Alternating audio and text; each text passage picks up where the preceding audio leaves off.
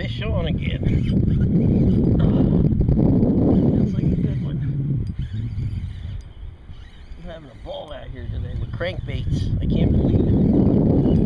Not even using worms. Oh yeah.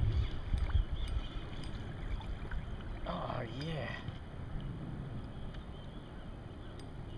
Another nice one.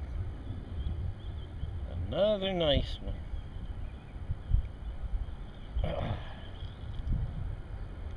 These live target ones are working pretty good. This is the second one, shallow diving one.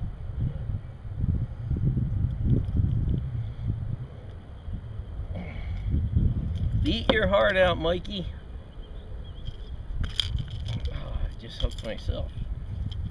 Nice bass. Looks like something bit it at one time though. It's got big bite marks in the sides.